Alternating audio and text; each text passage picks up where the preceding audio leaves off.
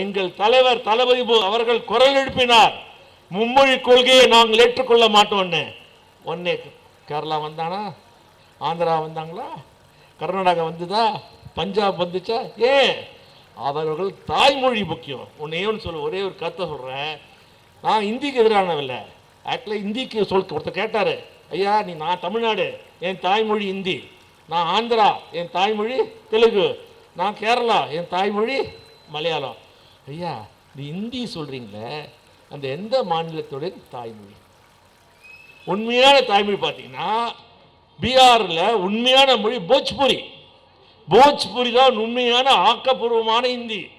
அதிலிருந்து பேசுகின்ற பாஷை, ஸ்லாங், பேச்சு பாஷை அதுதான். ஆனால் இந்தி என்ன பண்ணாங்க? வடக்கே இருக்கிற சாமியார்கள்லாம் ஒன்று சேர்ந்து இந்தி தான் இந்தியா, இந்தியா தான் இந்தின்னு சொல்லி என்னென்ன பண்ணாங்க? கூத்தடிச்சு. ஒரு உண்மையை சொல்கிறேன், 1947 இந்தியா சுதந்திரம் பெற்றது. அப்பொழுது ராஜஸ்தான் மாநிலம் தெரியுங்களா?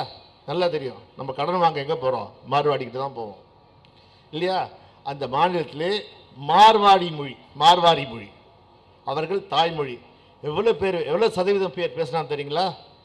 97% 1947 மார்வாடி மொழியை தங்கள் தாய்மொழியாக பேசினாங்க. வெறும் 3% பேர் தான் இந்தியை பேசினார்கள். இப்போ இந்தியா சுதந்திரம் அடைஞ்சு 75 வருஷம் ஆச்சா? இப்போ போய் பார்த்தா எவ்வளோ சதவீதம் பேர் ராஜஸ்தானில் தங்கள் தாய்மொழியை மார்வாடியை பேசுகிறாங்க தெரியுங்களா? வெறும் 3%. 97% பேசிய மார்வாடி மொழி இன்று 3% போயிட்டது. 3% இருந்த இந்தி 97% ஆயிற்று. அந்த மார்வாடி தாய்மொழி அழிந்தது. அந்த மார்வாடி மொழி இல்லை, வட இந்தியாவிலே இந்தியின் ஆதிக்கத்தால், இந்தியின் திணிப்பால் 21 மொழிகள் இருந்த இடம் தெரியாமல் போய்விட்டது. இது நியாயம்தானா?